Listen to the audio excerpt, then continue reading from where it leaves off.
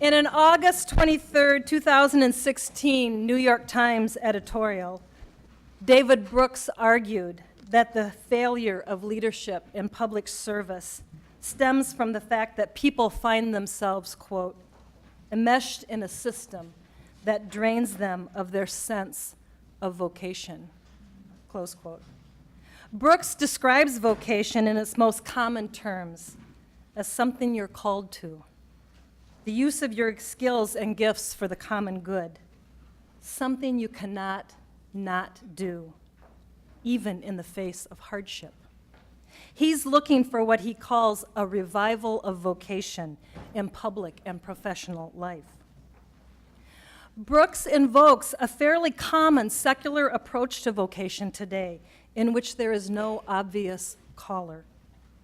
What he does not appeal to here, or in his Aspen Institute lecture, Job as Vocation, Finding Meaning in Your Work, is that vocation is deeply religious. In fact, it is a fundamental way in which Christians experience and explain how they understand their life in relationship to God. Over the past several years, the Collegeville Institute has been sponsoring work on vocation, collaborative, interdisciplinary, ecumenical seminars looking at vocation across the professions and vocation in the lifespan. We've been wrestling with Christian understandings of God as a caller, what it means to live out a calling in our society, what happens when callings come to an end, and what it means to discern new ones. But from the start of our work, we have been continually asked, primarily by college theology and religion teachers, are there any interreligious resources on vocation? What do people from other religions think about the idea of being called? Do they have any similar idea at all? Well, Doug Skirman, a professor of religion at St. Olaf College and author of the book Vocation, Discerning Our Callings in Life, approached me several years ago to get moving on this question, and we did. We gathered 8 scholars, all who are practitioners in their religious tradition, to explore the meaning of vocation. We did not expect them to say, oh yeah, we have exactly that idea. That's not how interreligious conversation takes place. It's never that easy. Rather, we asked them, is there anything analogous to a sense of calling in your tradition? And if so, what is the experience and the source of vocation? How does it play out in a person's life and in a community? And how are current cultural conditions, like the one Brooks is concerned about, shaping that experience? Tonight, we have 4 authors from this volume, and 3 of them are our panelists. Amy Eilberg is the first female rabbi ordained in conservative Judaism. She teaches and practices interreligious and intra-Jewish dialogue, and is the author of From Enemy to Friend, Jewish Wisdom and the Pursuit of Peace. Anat Ramakban is professor of religion at St. Olaf College, specializing in the Hindu tradition and interreligious dialogue. His most recent book, A Hindu Theology of Liberation, Not Two is Not One. He'll be back on Thursday, November 3rd, for a J. Phillips Center lecture entitled The Oneness of God and the Diversity of Religions, A Hindu Perspective. And Mark Uno is associate professor in the Department of Philosophy at the University of Oregon. He is author and editor of several books, including Buddhism and Psychotherapy Across Cultures, Essays on Theories and Practices. And I'm Kathleen Cahalan, a professor of practical theology in St. John's School of Theology, and I direct the Collegeville Institute seminars that produce this book and is hosting the project tonight. I want to thank 3 campus organizations for co-sponsoring our event. First, the Collegeville Institute. We welcome its board of directors tonight and wish to thank the Institute's staff for helping to set up our event. And the J. Phillips Center for Interfaith Learning, and John Merkel, its director, who is in the back of the room waving at me, professor of theology at the College of St. Benedict. I want to thank him for his expertise in hosting such events as tonight. And finally, the St. John's School of Theology and Dean Dale Launderville for their support.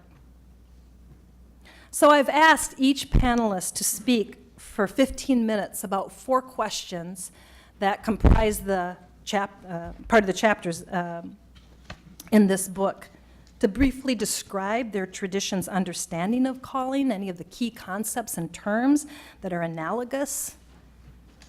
How does or should a sense of calling affect how adherents understand their faith in the world, how they live their lives in the world? How do they come to know? How do they experience and come to know a sense of calling? And finally, what practices sustain that calling in this tradition? After each of the panelists speak, we'll have time for interaction and questions, and there are 2 microphones that I'll be able to have the group respond to. So we're going to begin with Mark Uno and a Buddhist understanding of vocation.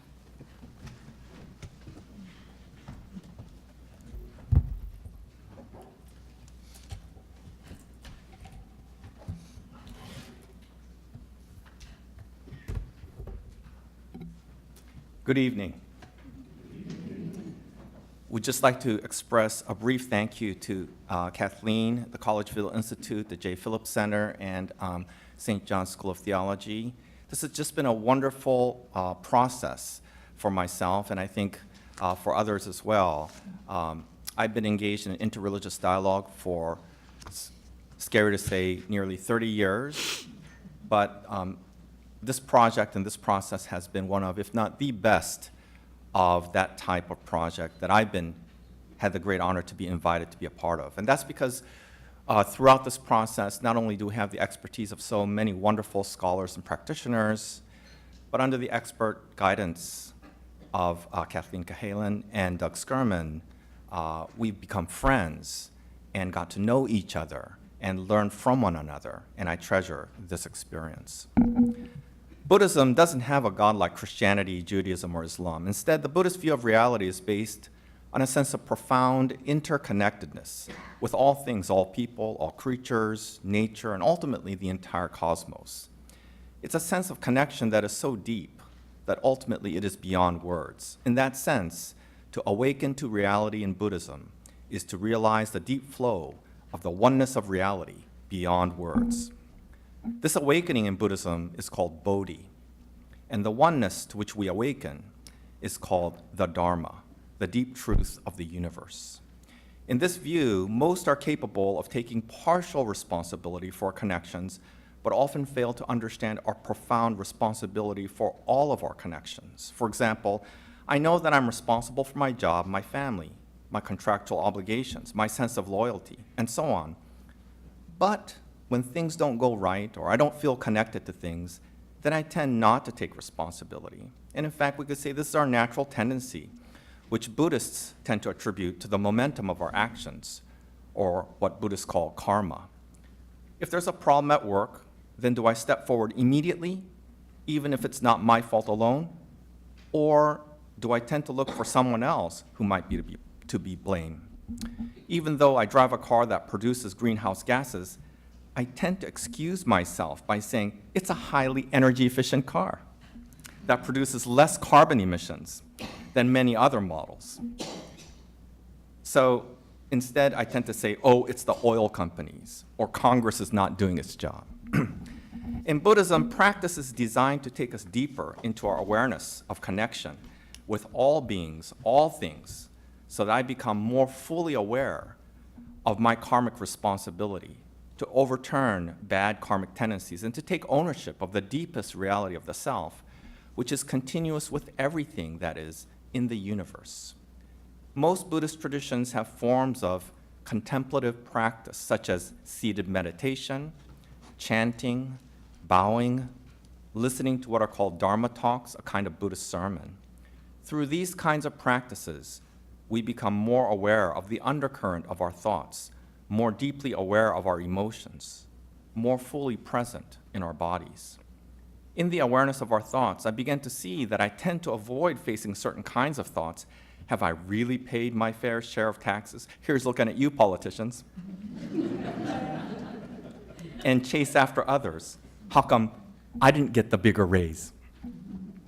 But in meditation or chanting or bowing, instead of avoiding certain thoughts and chasing others, I began to let go, let thoughts come, and then let them pass through. Then I start to become aware that not just my thoughts, but the emotions connected to them can be quite turbulent, and even my body can be tense or agitated. As I continue to practice, however, I began to realize that all things, friends and neighbors, but also people I have quarreled with, we're all in the same boat. We're all in this together. And not just people, but my cats, other creatures, the sun, the stars, and the moon. Since there is no God apart from me, in a strict sense, Buddhism does not have a sense of calling that comes from outside myself. Yet we do find expressions of calling. For example, in my own tradition of Shin Buddhism, which is the largest sect of Japanese Buddhism and a development of what is called Pure Land Buddhism, we speak of the call of Amida Buddha, the awakening of infinite light and life. This is the call that arises not from outside of the self, but from deep within, calling to me to be my true self, beyond the artificially imposed categories of my own mind, of my own making, from the depths of the reality of oneness. Amida, infinite light, is an illumination beyond words. Amida, infinite life, is the reality of life beyond categories.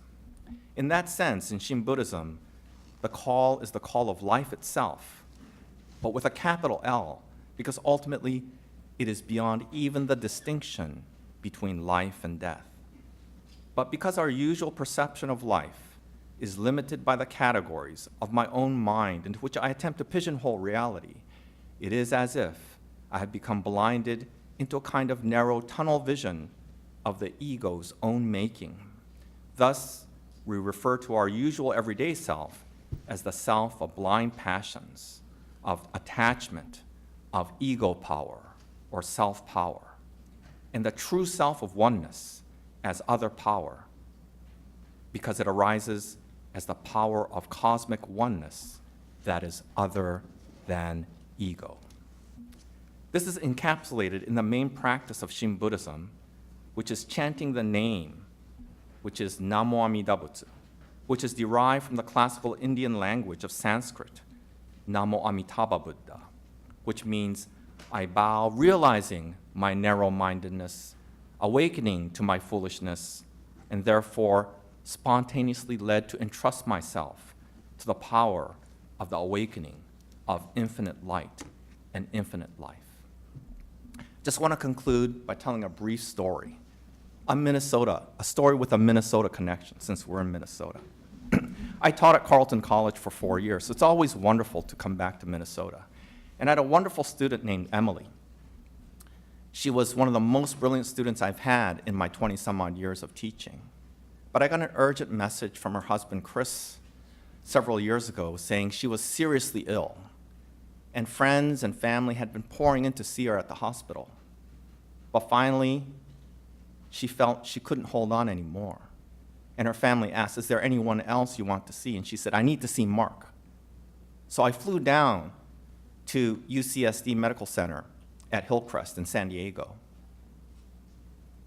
And she was already halfway on the other side. When I walked into the room, I grabbed her ankle, and she opened her eyes, and she tried to speak. I could see her lips quivering, but she couldn't move. She couldn't speak. I said, just relax, Emily. And just at that moment, 2 nurses came in.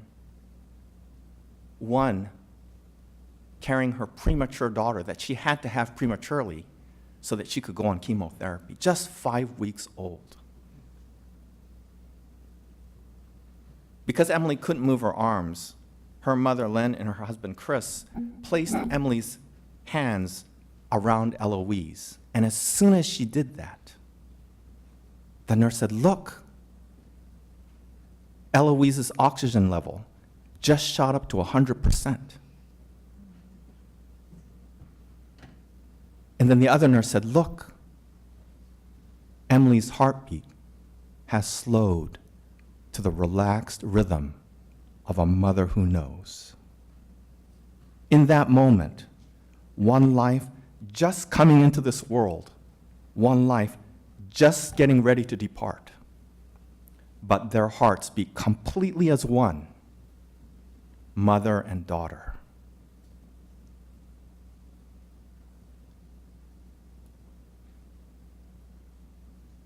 In that hospital room, I helped to lead the family in Buddhist chanting, but they had no Buddhist background. But I said, don't worry about it, because all this chanting does is to express and allow us to feel the deep oneness, the love and great compassion of the universe herself that envelops Emily and Chris and Lynn and all of us together. And when we began to chant, I could feel the pull coming from Emily's heart, from her great heart. But her heart, already being one step on the other side, was an opening onto the universe itself. It was the great heart of the universe pulling us along in chanting. And as we chanted, tears came streaming down our eyes. Tears of deep, deep sorrow, but even greater beauty, love, and compassion that expresses the deep oneness of the universe herself, which is what we understand in Buddhism to be our deep, deep connection. And so for me, this process of being involved in this project on calling has been a process of discovering connections where I did not see them before, connections that are unexpected discoveries. And so I want to thank once again Kathleen and all my colleagues for giving me this opportunity, and to all of you for sharing this evening. Thank you very much.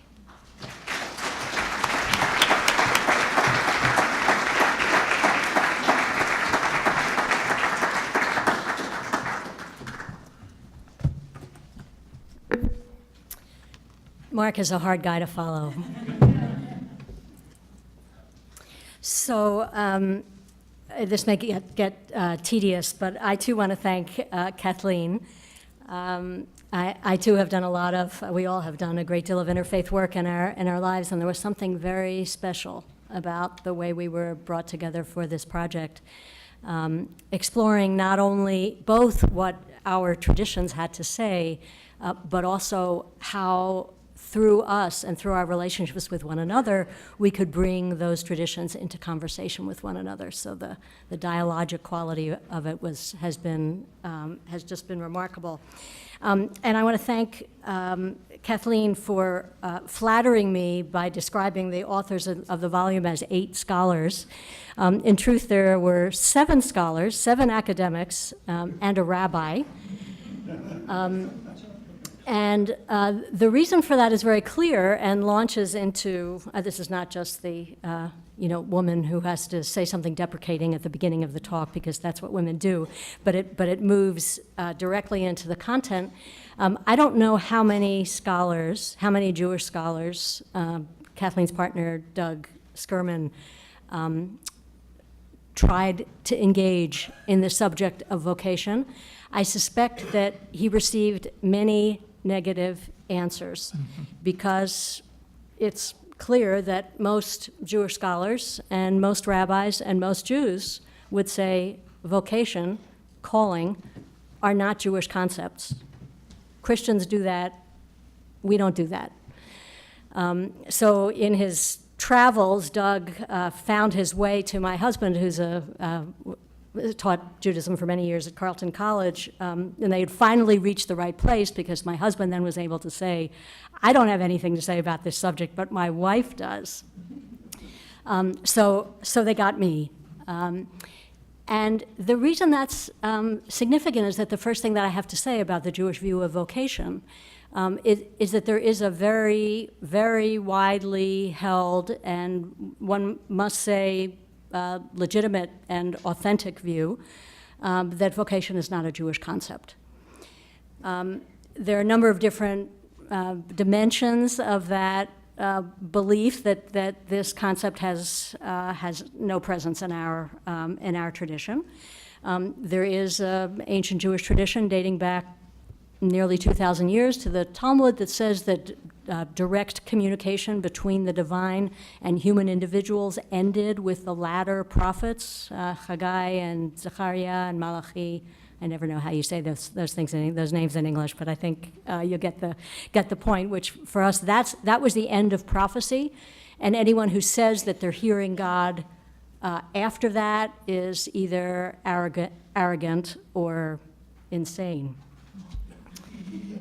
Secondly, Judaism, the primary voices of Jewish tradition, always dangerous to make generalizations about a vast and ancient tradition, but it is fair to say that the voice that perhaps speaks most loudly in Jewish texts is not the voice of the inner life of the individual, but the voice of communitarian religious life.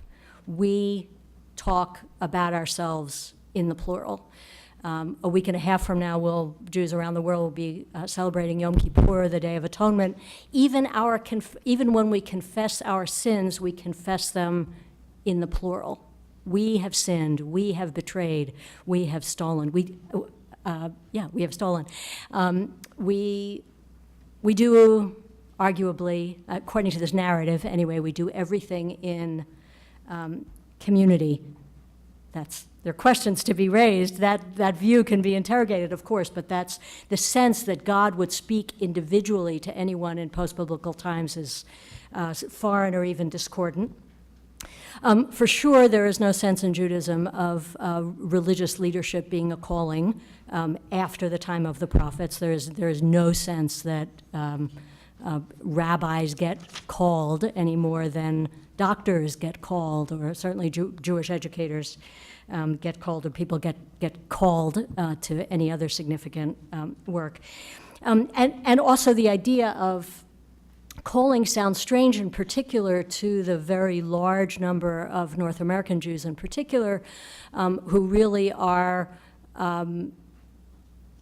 modernist, post-Enlightenment, if not postmodern people, so that their perspective is primarily rationalist, even materialist. So the idea is that who would be calling me if I were trying to listen for a call? There is no belief among non-Orthodox Jews in a strong belief in a God who would issue such calls. So there's plenty of good reason why lots of Jewish scholars probably didn't want to touch this topic with a 10-foot pole. But I did because I'm a spiritual director, which means a number of things. One of the things it means is that I've had really formative experiences in conversation with Christian theologians and Christians who take the inner life very seriously, and for a number of reasons, but that interfaith experience among them, I am among a group of rabbis in particular who have made it our life's work to go deeper into the tradition, but beneath the conventional narratives that Jews do everything in community and so on, to find where beneath the best known sources are there in fact elements of Judaism that are compatible with this notion of call. So my first breakthrough of having a glimpse of what area of Jewish theology and practice was in any way analogous to Christian notions of call was when I learned from Doug Skirman about the Reformed theologians a notion of a distinction between general calling and particular calling. General calling being a way in which groups of people are called. Well, now you're talking. Now I get it. Because I could say flippantly, but rather authentically, I think, the whole Torah, the 5 books of Moses, on which all of Judaism is based, is one extended exhortation from God to the Jewish people, to the Jewish people of the time, and then that call was continued to be heard as a call to the collective of the Jewish people, as rabbis throughout the ages interpreted the words of the Bible in connection with what was unfolding in their own times. And so there are commentaries on the Bible, and then there are commentaries on the commentaries, and commentaries on the commentaries on the commentaries, but all of it to discern what God wants of us as human beings, but as Jewish human beings. As Jewish human beings living in community. And so it begins with language like the Torah calling the children of Israel a kingdom of priests and a holy nation, of God saying, "Be holy, for I, the Lord your God, am holy." Those words are surely familiar to Christian ears. The whole system of commandments, which pervades the Torah and then fills at the preoccupation of rabbinic Judaism afterwards, a whole system of commandments that individual Jews are obligated to observe, the halakha, the way, the path of sacred living, a whole system of invoking God's presence with words of liturgical blessing at least 100 times a day, the sources say, which really means as many times as you can remember. A system of sacred days, of a sacred calendar, Shabbat, Sabbath every week, and other holidays that unfold throughout the year. System of tshuva, often translated repentance, but perhaps better translated return, a whole system of how we are to regularly run a check on the ways in which we have grown distant from God and from ourselves and need to come back. All of Judaism is, if from one perspective, a commandment to Jews about how we are to live our lives in response to the divine will. That, of course, needs a lot of translation for people who don't believe in God as a caller, but that's the language and the perspective that the tradition takes. So it's harder to find particular calling. One has to look more deeply and energetically and determinedly in Jewish tradition to find expressions of particular calling, God wanting something in particular of anyone living in the post-prophetic period.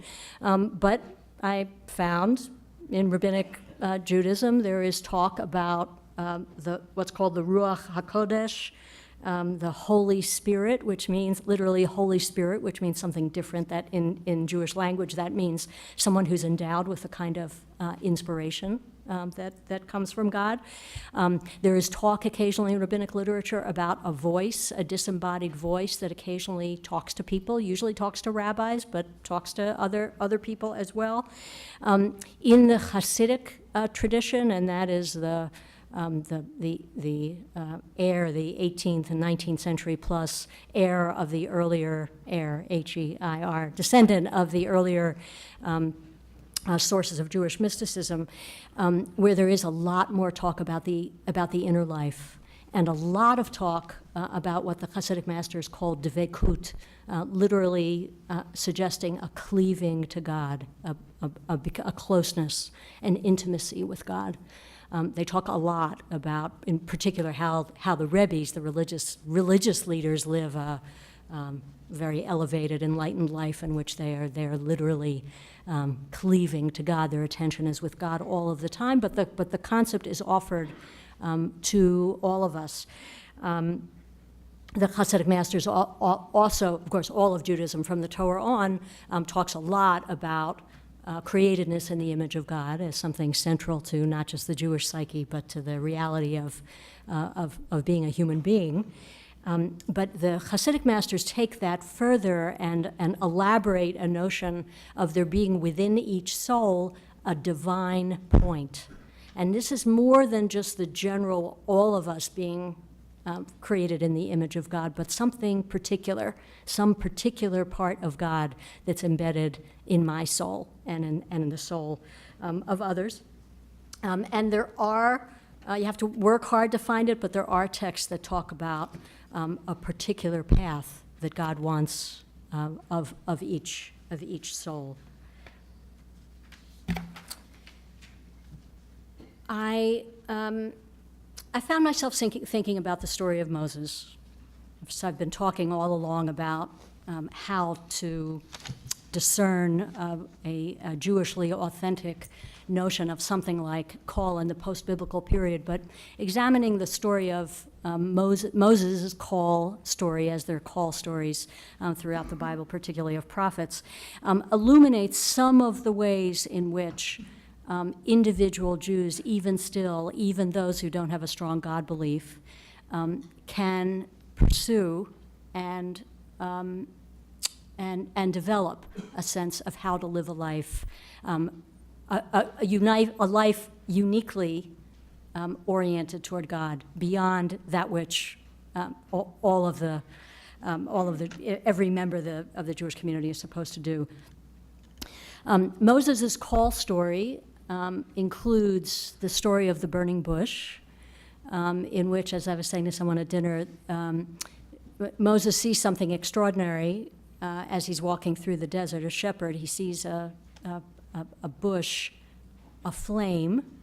But if you think about it, there's actually nothing extraordinary in a very hot climate in a wilderness about a bush being aflame. What was extraordinary was that the bush was not being consumed by the flame.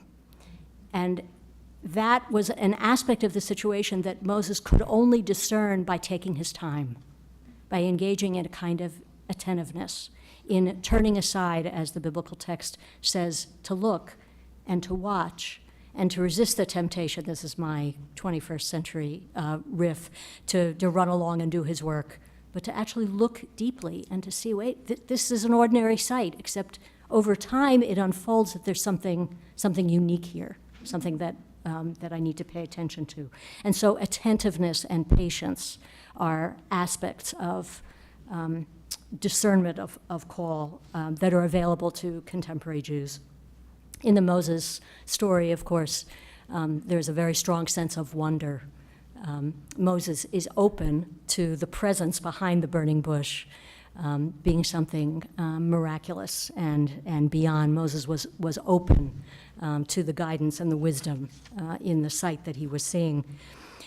Moses' story includes acts in which he dares to speak truth to power, to challenge his community members, not to fight with one another, not to kill one another, not to engage in immoral behavior. And so there's some sense of consciousness of the common good that's very strong in Moses' story.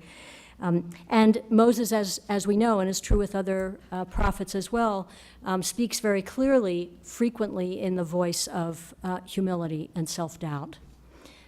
So calling requires of contemporary people as well a willingness sometimes to set oneself aside in order to listen to surprising or confusing messages that call one beyond one's comfort zone to work that's needed in the world. What practices and modes of thought help sustain a vital sense of calling in this tradition?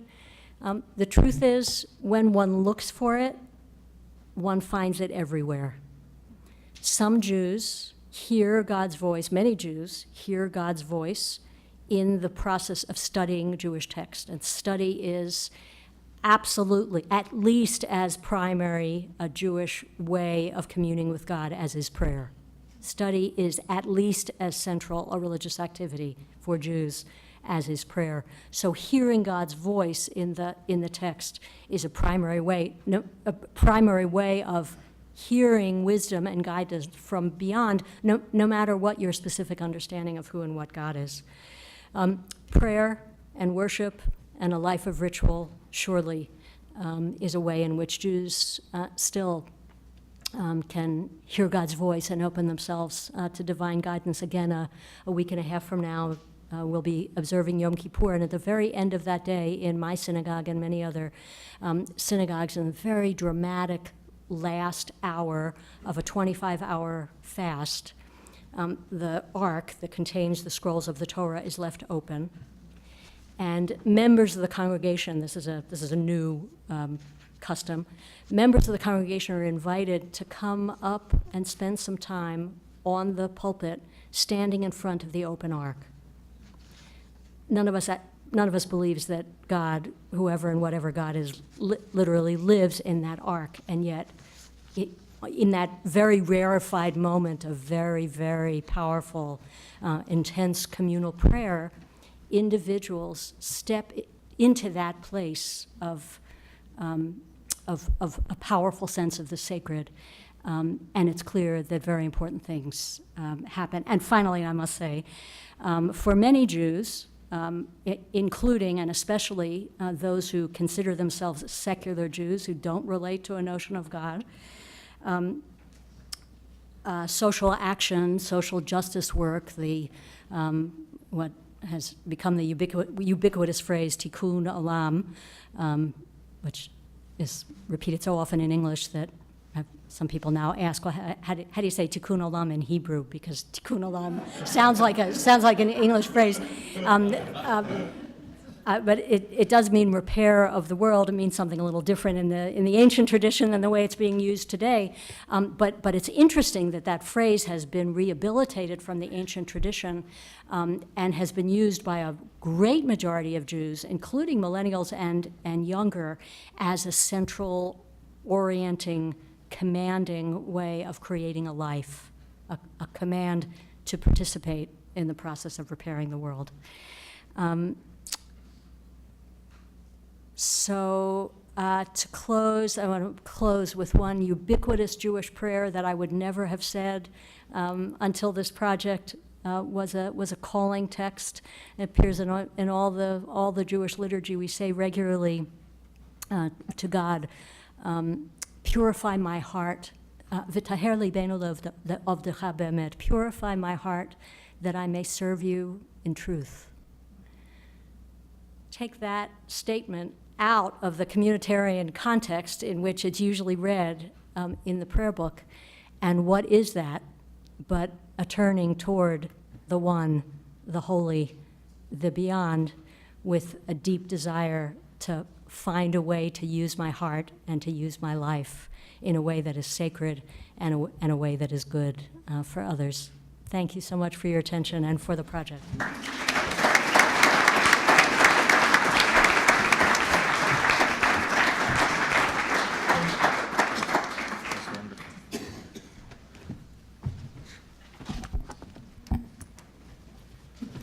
Greetings, everyone. I want to join my dear colleagues, Amy and Mark, to express my own gratitude to be here with all of you, and to Kathleen and Doug, who made this all possible.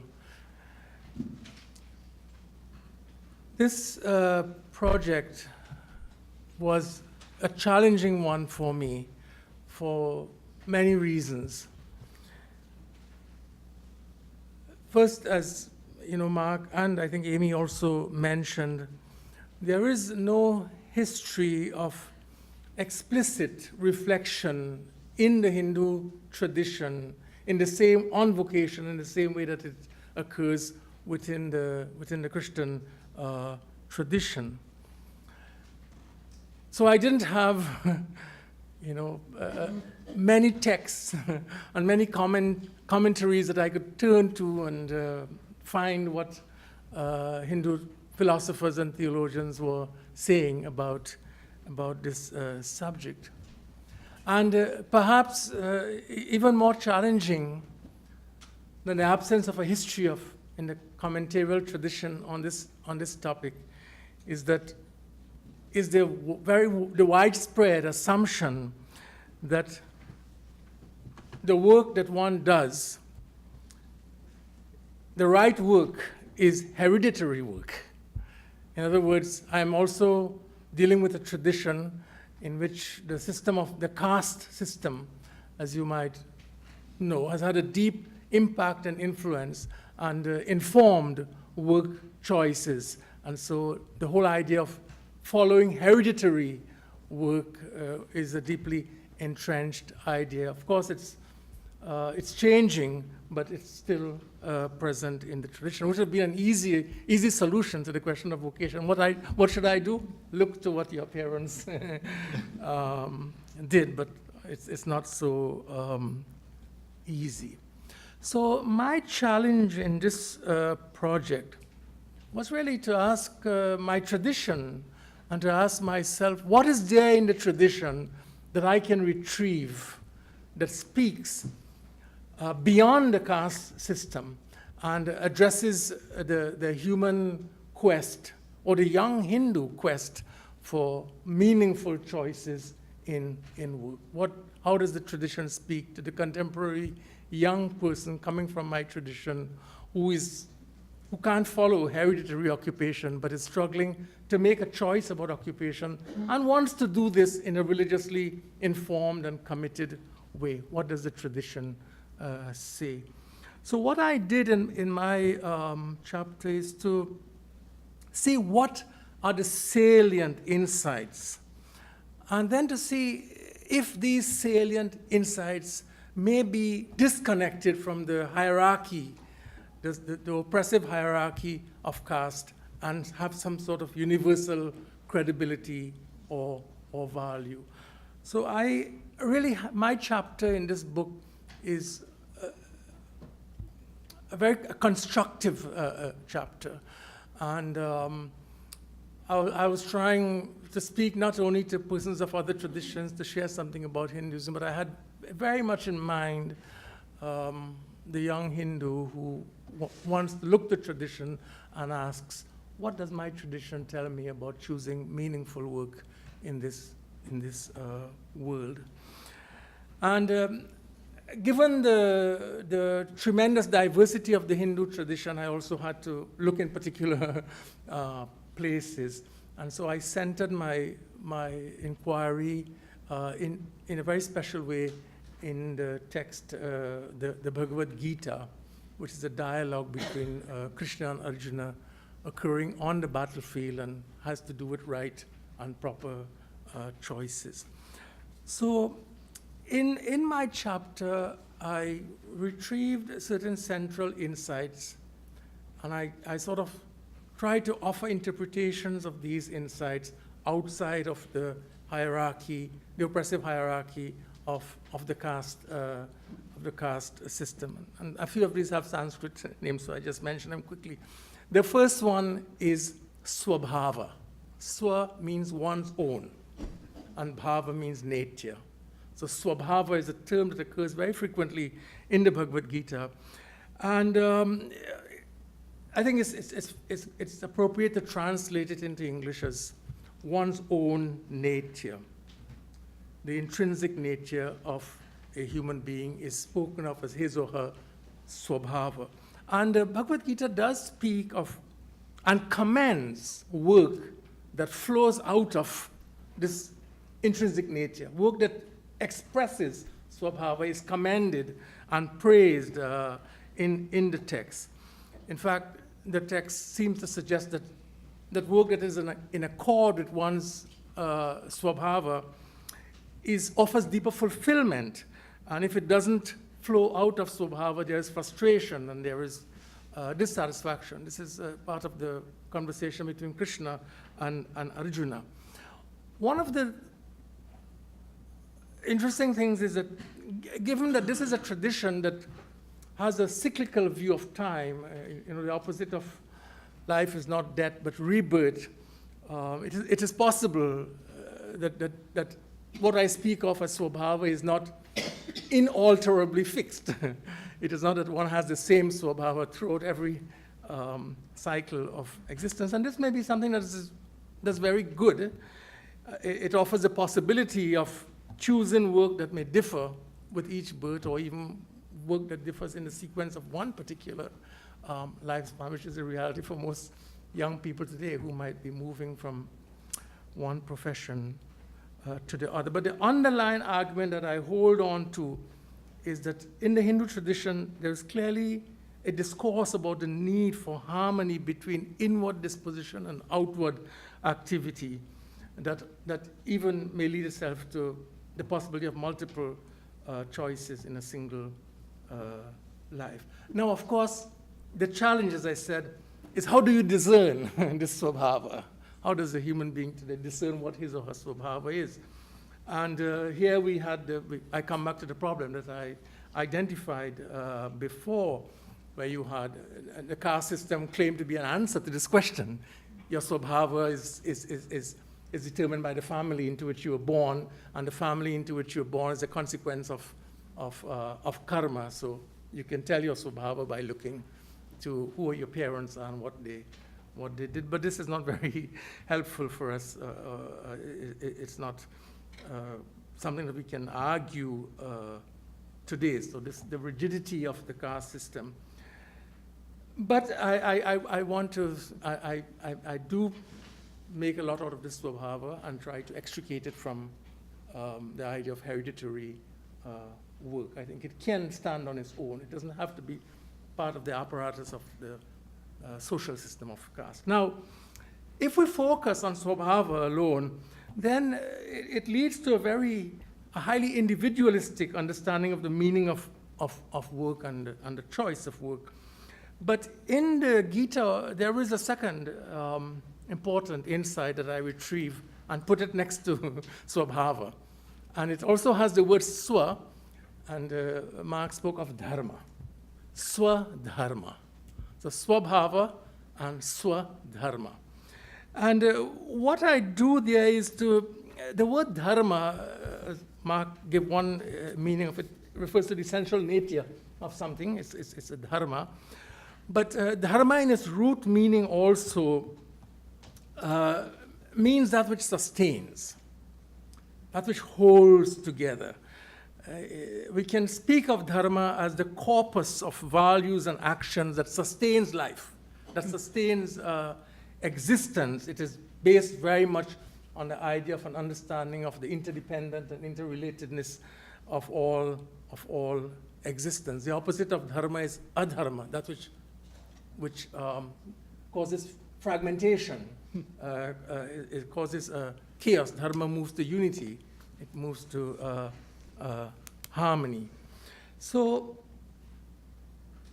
swadharma adds a moral consciousness to swabhava. So let's say that I can establish what my intrinsic nature is. But when I come to choose work and to express that nature in work, I have to do it with a moral consciousness about the impact of that work on the wider fabric of life of which I am a part. If I do that, then I am honoring dharma. Then my work is finding expression in swa dharma. So there is no license that the expression of, if the expression of swabhava, causes pain and suffering to others, then it is violating swadharma. It's rupturing the fabric of cosmic unity. The third place that I went to in developing this Hindu theology of vocation is with the Bhagavad Gita's teaching on karma yoga. So karma means action, and yoga is a spiritual way. And the whole idea that action can become a form of spirituality. When you put karma and yoga together, you get karma yoga. And then in karma yoga means work becomes a mode of a spiritual way of being. And there's a very strong teaching in the Bhagavad Gita about that. Because if we take swabhava and swadharma alone, we don't necessarily have to connected with the transcendent. You know, you have your own nature, and you express that nature with a regard for the common good. But when you link Swabhava and Swadharma with Karma Yoga, then you are introducing a deep religious dimension to whatever we do. And so in the Bhagavad Gita, we have the teaching that all action, including work, but not limited to work, all action becomes worship when such action is performed as an offering of love to God, as an offering of love to God. So the love of God, which in Sanskrit is bhakti, and the performance of action, which is karma, unite when actions are performed worshipfully, and karma becomes a yoga.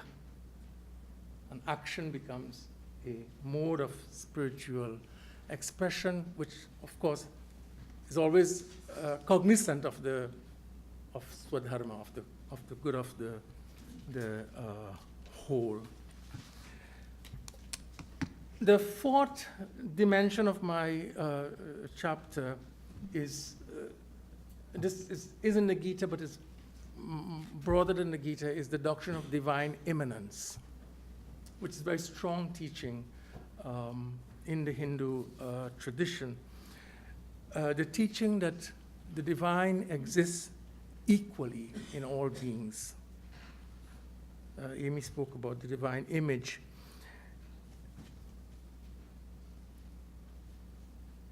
So one of the important resources for a theology of vocation in the Hindu tradition is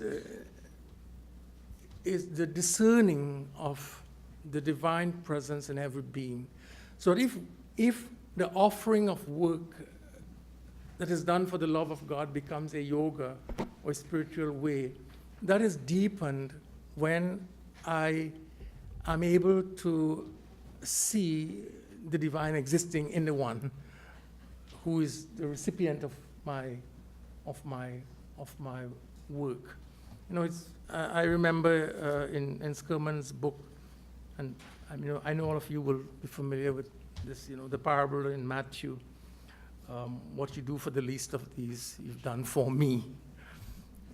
The call to see the divine one in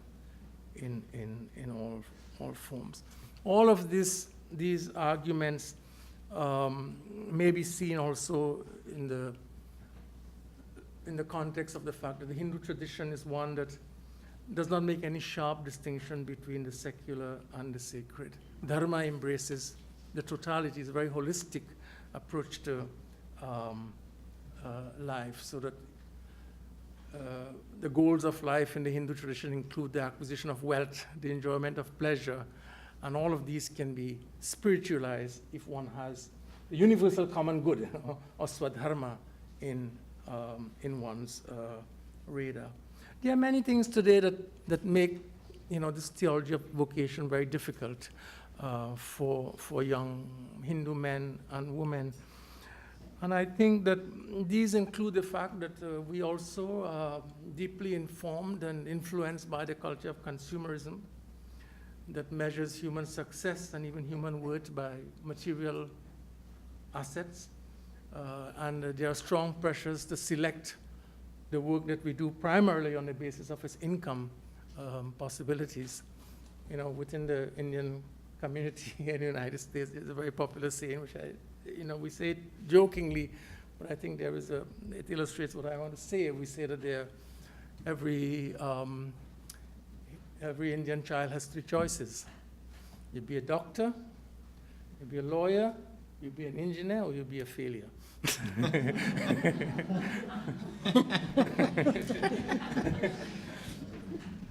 There was one of Bollywood movie called Three Idiots, which really deals with the theme of this, family pressures to choose particular kinds of vocation, which might not speak to the swabhava of the child, the vocation of the artist, the vocation of the writer, the study of the humanities, are not always given priority within the Asian, Indian community. And that also may have something to do with the kind of work that was privileged in the caste system. But I think Kathleen showed me 1 minute some time ago.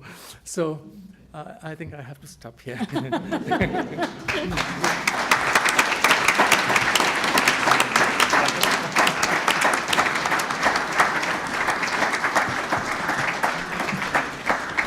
Thank you. Okay, so I didn't tell the whole story in the beginning. So when we invited these wonderful colleagues to sit down to think about calling, they all looked at us and said, nope, don't have that idea. Nope, not in my tradition, don't have it. But as you can see, they really spent some time appreciating and understanding what the Christian tradition is trying to grapple with in this question around vocation. And then they really went back to their own tradition and said, boy, I'm going to mine this tradition and find out what is here that has some resonance and some points of contact. So I think you've seen some examples of that tonight, this notion of being called as a whole people, as a community, this notion of the true self, that there's something innate in me that's been given to me that I have to do, this sense that I'm connected to everything that is, so no matter how I live my life, it's an expression of that. So there's lots of point of contact and this beautiful notion, the Hindu notion that all of my work is worship, could be the poster for our Benedictine way of life here at St. John's. So some real points of contact for us. So we have about 15, 20 minutes for some conversation with our speaker. And I'm glad to field any questions. There's 2 microphones here on each side. So come on, this is your chance to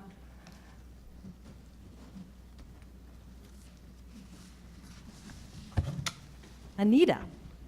Take a shot Thank at it. you. I really appreciated each of your contributions. Thank you. Very, very rich. And it seemed to me that a common theme through all of them was how your work interfaces with the world, for the common good, and that everything is interconnected and it's all one.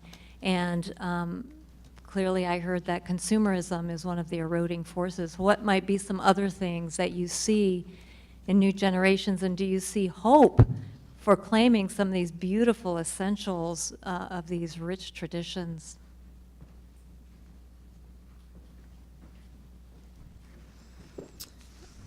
On hopeful days, I do feel very hopeful about the generations younger than I am. My children and their friends and their colleagues, not everyone in their 20s, some people in their 20s and 30s are struggling to not be a failure by the, by the definition that Anand offered. But it seems to me there is a welling up in the world today of awareness of how much brokenness there is and how much deep desire there is to serve, to help, to repair. Yeah, that's the place where I wanted to start. Michael.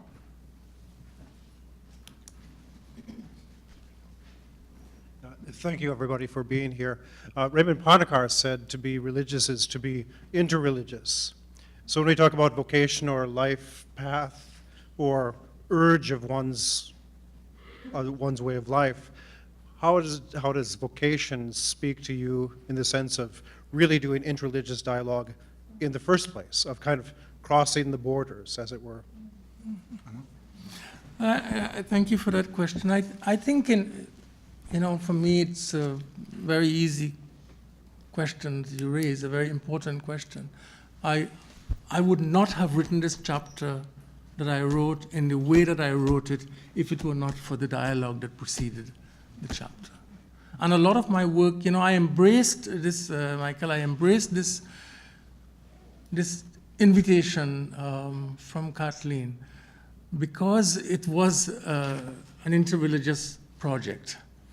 And, throughout my life, I know that all of my work has been enriched and being enhanced by the fact that whenever I write, I can read what people of other traditions are saying on the subject about which I'm writing. I can learn from them. I can respond to them. It has, it has made me very humble as as a scholar to know that there are wonderful minds in every tradition thinking very deeply about the subjects that I'm thinking about. And if I don't hear their voices, I am diminished. I am diminished. I have deprived I've deprived myself of the enrichment that is possible, which I experience intimately in this project. Did any of you change your mind about this notion of calling because of our conversations?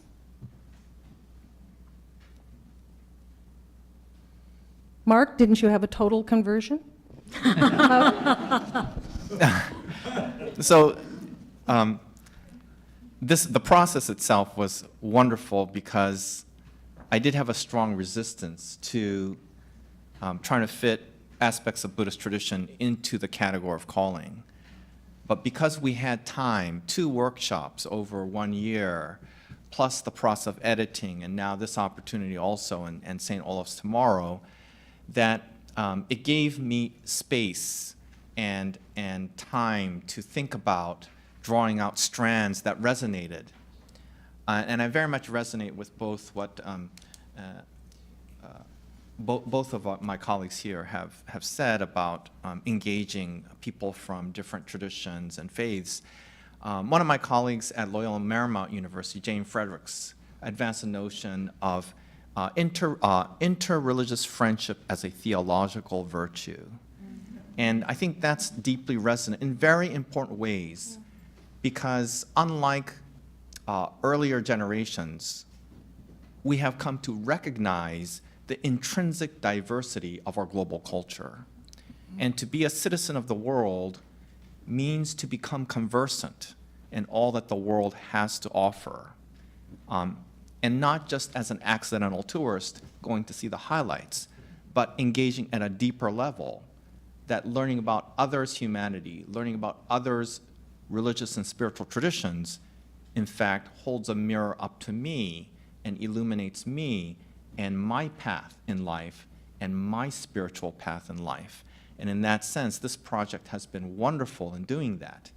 And especially Kathleen and Doug's skillful hand in providing that space and giving us a roadmap. And just want to say something about young people, because many of you are here, is I think one of the things that religions can provide that the larger discourse doesn't provide enough, but which we also, those of us who are scholars of religion, practitioners of religion, need to address more, are the urgent concerns that the younger generation have.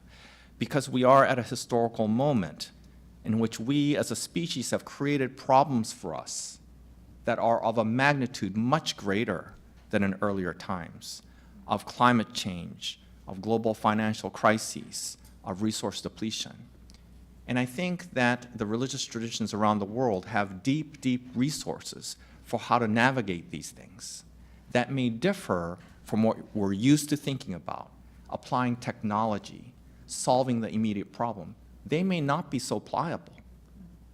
But being a religious person may provide us with ways to be together as human beings, to be with each other as creatures of this earth, that don't necessarily involve immediate solutions. And I think that's a very important part of this journey together in interreligious dialogue and of the potential for the category of religious calling. Amy, do you want to respond to either of these questions? Yeah, the previous one, I realize however the questioner could have put vocation and interreligious dialogue together in a single sentence, I think all 3 of us would have jumped up and said yes, because I think we are, all of us, 3 people for whom part of our calling, part of our work in the world, part of our passionate work in the world is to reach out and hear and befriend and learn about the religious other.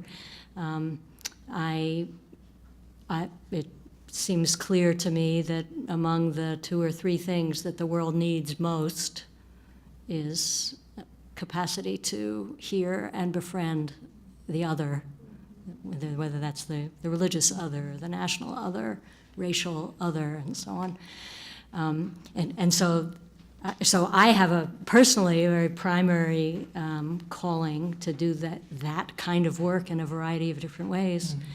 And I think there are many people younger than I who are beginning to recognize that, yes, that is among the things that most needs to be repaired in the fabric of life, of human life, of cosmic life as we know it. And so that's our work. In fact, Amy has a great calling story in this book of her own calling. Was that an invitation? Yeah. Killian, do you want to come up here? You don't have to go as far. Okay. This is Father Killian McDonald. At the beginning of the 30 years of the International Roman Catholic Pentecostal dialogue, it was said to us, if friendship does not exist between you, you're wasting your time.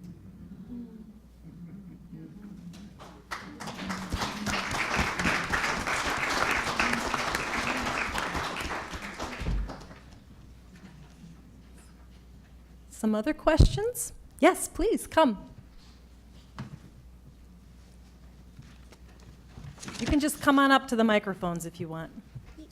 Yeah. Thank you again for coming today. And continuing on with your idea of the young generation, I'm wondering how can we, as the new generation coming in, how can we continue our vocation, especially when we're under the pressure of, like, if we want to become a monk or a rabbi or a sister, how can we continue that? Or even in our regular lives, and we don't want to continue that vocation, because I feel like in today's world, we're pressured because we have to think about, we have to pay off our loans, and we have to take care of our parents. So I'm wondering, what do you, in each of your traditions, is kind of like a, I guess, continuation of how can we solve that problem? Thank you.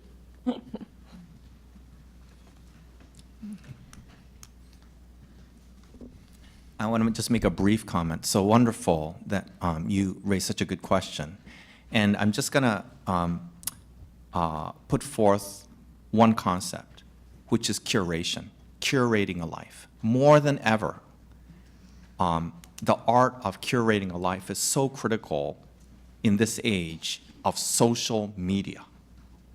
And what I mean by that is, how do you balance your life? How much of your time and energy do you put into your spiritual life, your spiritual reflection, participation in religious community? How much of your time and energy do you give to family? How much time and energy do you put into pursuing a career? And it's really a creative tension. We want to have it all. We feel we need it all, but it's very difficult. But that very difficulty can become the source of creativity if you think about it as a kind of life art of curation. So it's just one idea. I think it's an excellent question. I think that's when we think of vocation, sometimes we put the primary emphasis on the idea, of having the freedom to choose. But life doesn't always give us that freedom, and choices are often limited. And, one of the meanings of dharma that I spoke about as well is dharma also emphasizes obligations. What are my obligations? Like one you mentioned, interestingly, caring for parents. This is a fundamental obligation.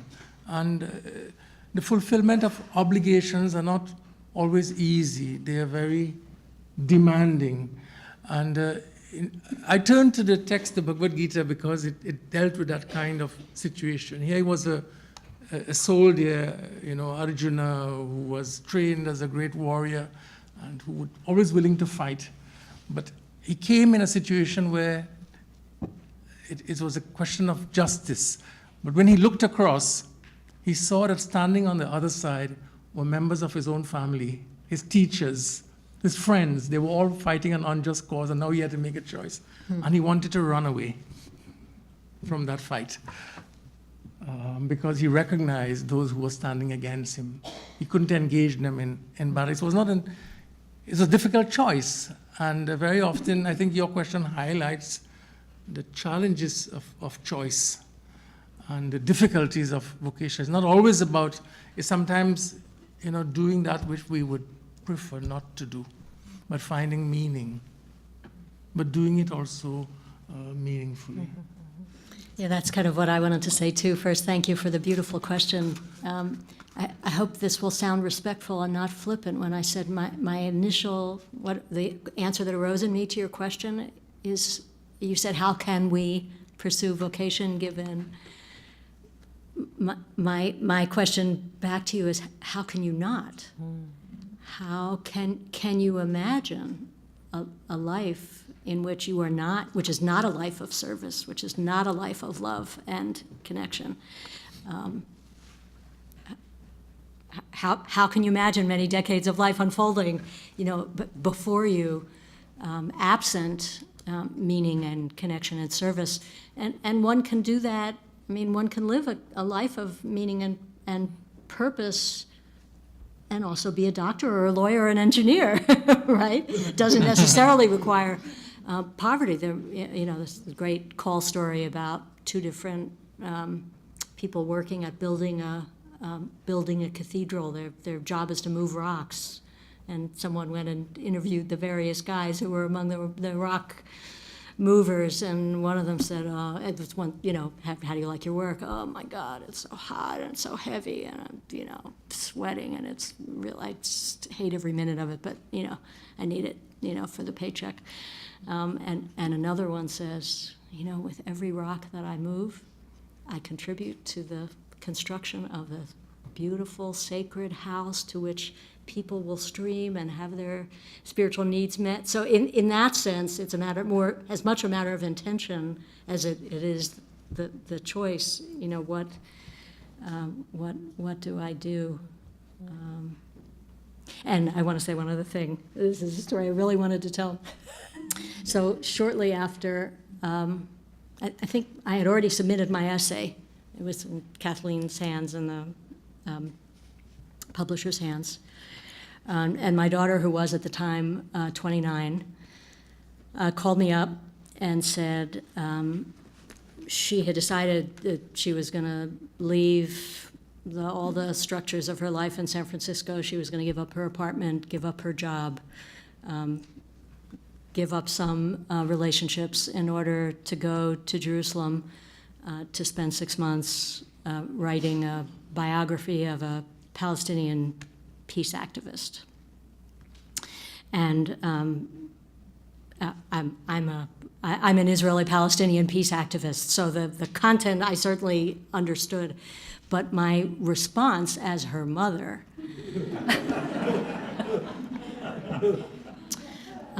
was I was very concerned. Are you sure? And is this wise? And all the things you're going to give up? And so when you're until the comic.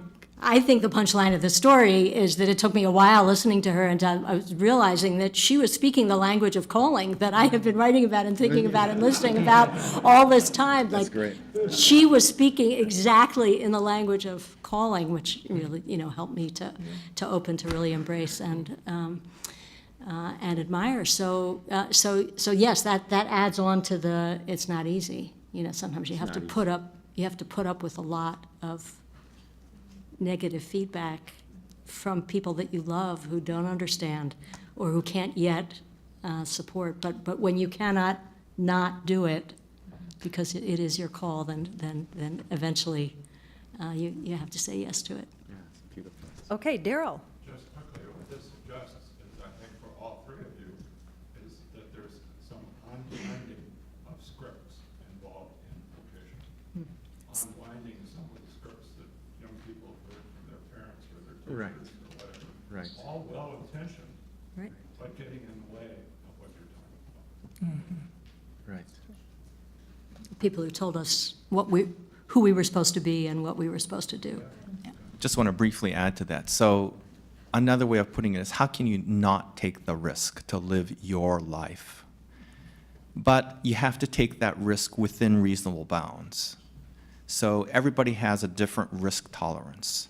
But we can't really live our lives, and we can't learn something new, and we can't have our eyes open unless we take that risk.